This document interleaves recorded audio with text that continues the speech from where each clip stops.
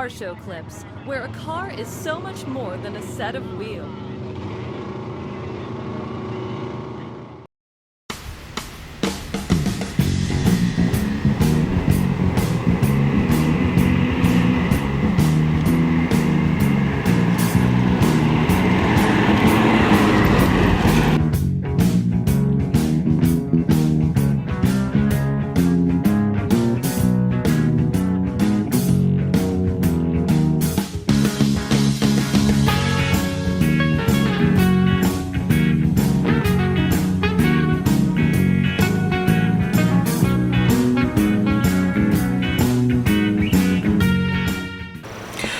My name is Mark Unen. I'm from Fairfield, Pennsylvania.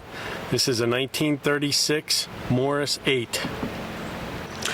Yeah, this car was my father-in-law's, and he bought it when he was on a business trip in England, just outside of London, in 1975. He saw it in a gas station, just a corner gas station, and went in, asked about it, and bought it, and had it shipped home to Houston, Texas. And he owned it from 75, and I bought it from him about 10 years ago, and brought it up here to Pennsylvania. This is, a Morris is a small car that would be used for getting around town. It's really only a two-seater. It's got a small shelf in the back, but you could have a four-seat, be a small family car that people would use to commute or drive around town, and it's not really a car for, the open highway or anything like that. It's too slow. I think it's been painted once, but it's the original colors. Okay. It was painted prior to us owning it.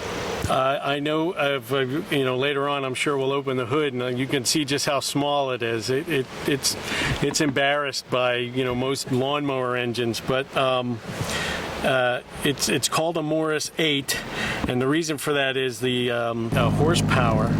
It had 8 horsepower, which is not true. It's more like 20, but the way they would calculate it made it cheaper to license and everything if it was lower. So they made like a Morris 8, and then they made a Morris 10, and they were all supposed to be the horsepower of the engine, but it is really small. No, it's a 4-cylinder, flathead 4-cylinder engine, and it's got just enough torque to, get out of its own way, but that's about it. Did you do anything to it after you bought it? I had to do a once-over of everything. We had to redo the brakes because the brakes had basically never been worked on, and they're really hard to find parts for.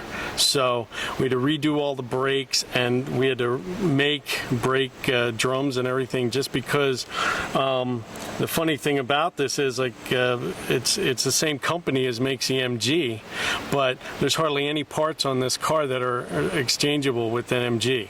So it's not like you can get some MG hubs and put them on here or anything. So buying parts for it were really tough. So a lot of stuff had to be remanufactured or just rebuilt.